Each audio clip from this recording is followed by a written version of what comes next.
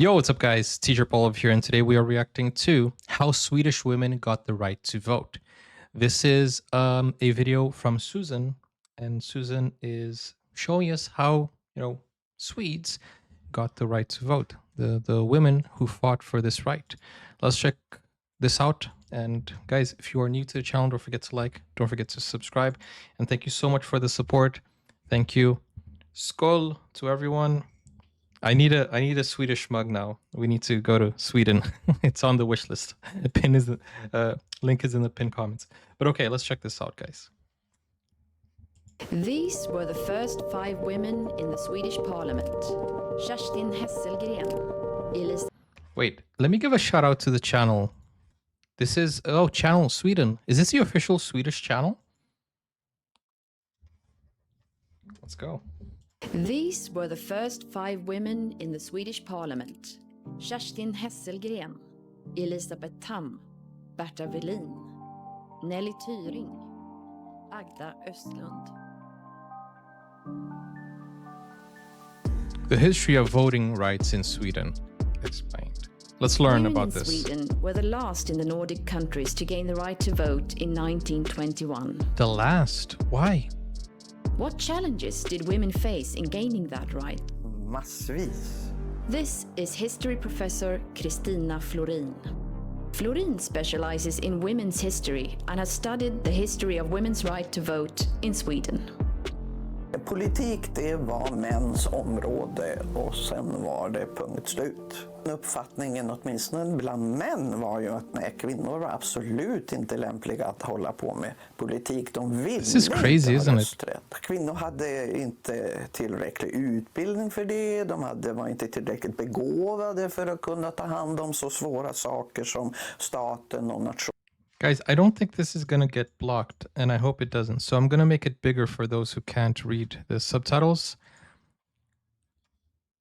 Tillräcklig utbildning för det. De var inte tillräckligt begåvade för att kunna ta hand om så svåra saker som staten och nationen. Men officially got the right to vote in 1909. But farmers, industry workers, most of the middle class and all women were still left out. Den allmänna rösträtten var verkligen inte allmän. Ja, dels var ju då kvinnor uteslutna, men sen var det en lång rad andra grupper som inte hade rösträtt. Egentligen var det bara omkring hälften av Sveriges män som hade rösträtt i början på 1900-talet. The reason why Swedes started discussing the right to vote at the end of the 19th century is spelt education. Och inte minst viktigt var det att universiteten öppnades för kvinnor i mitten av 1800-talet. Det gjorde att vi fick en ganska stor grupp väl utbildade kvinnor i Sverige.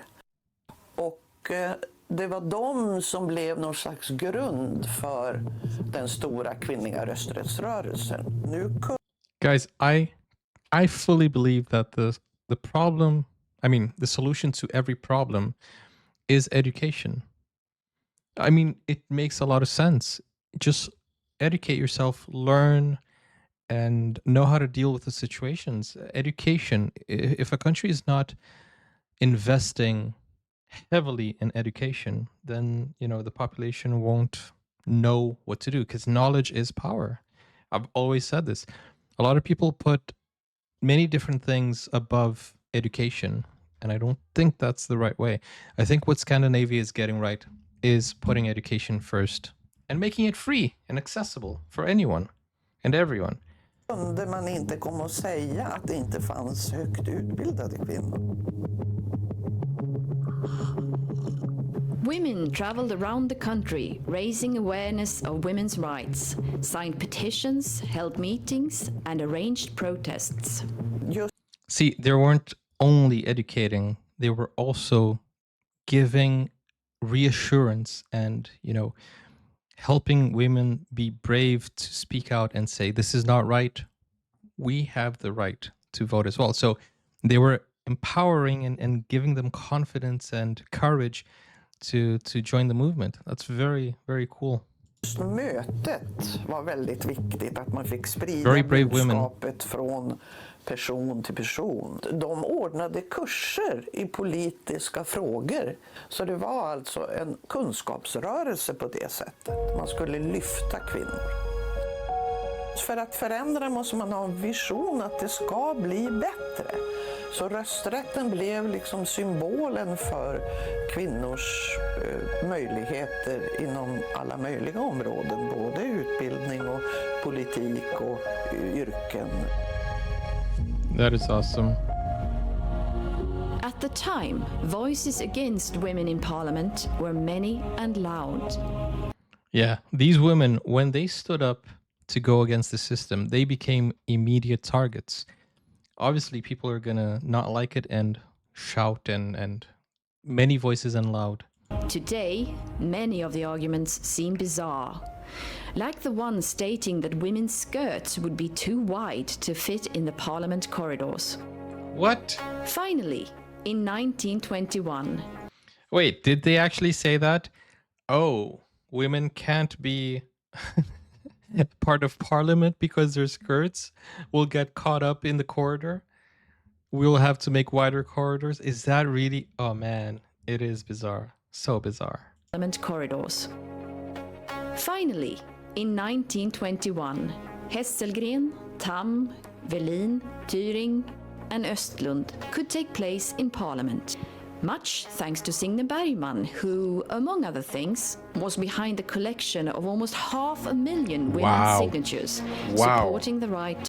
Guys, this was a time that no internet, nothing was invented yet. She had to go to every single part of Sweden to get those signatures.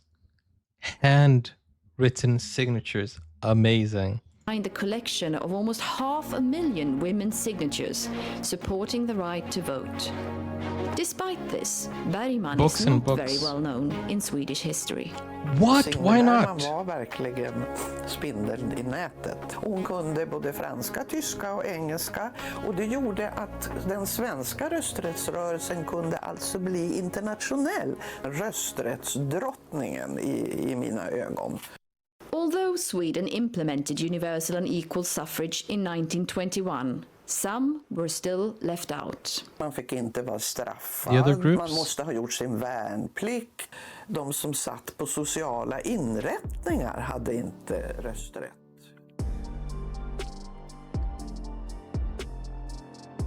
Practical and administrative obstacles limited the voting rights for many, among others the Sami and those who didn't have a fixed address.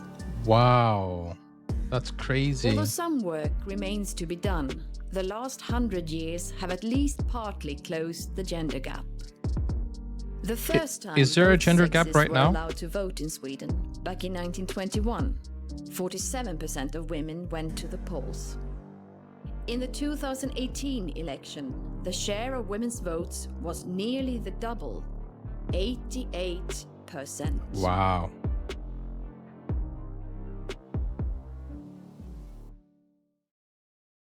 Why did she say nearly the double? It was more than the double. But dang, that is so cool. You see, it just took a few courageous... Wait, oh yeah, it was nearly the double. Yeah, nearly double. Okay, that's right. That's right. It took 5 courageous women, and it took one of them to go and collect the signatures. It's just absolutely amazing. Imagine 500,000 signatures. That's crazy. And did you see how many books she had? So those books she had to carry, and that's... Wow, that's very impressive. The work she put in, the effort she put in. Well worth it. But unfortunately, she isn't remembered. You know, she's not widely known. And that feels so unfair. But that's pretty cool. That's pretty cool. Guys, with that said, what did you think of this? I feel like, you know, some things in the past were so ridiculous, especially the excuses. And it comes down to education. I think people back then weren't too educated. They weren't really... They were pretty just I don't know, traditional, I think, if that's the word, just, or ignorant. I don't know. I don't know what the word is here, but I feel like we're in a better place now. How is it for women now in Sweden? Let me know. And with that said, guys, don't forget to like, don't forget to subscribe, and don't forget, if you want me to have like a mug like this one, which I got in Norway, then link is in the pinned comments, so you can help me go to Sweden as well. And if you want to watch full movie reactions, series, and shows, go over to Buy Me a Coffee or Patreon. Link is in the pinned comments. Or click over here for more, and I'll see you soon. Take care. Bye-bye.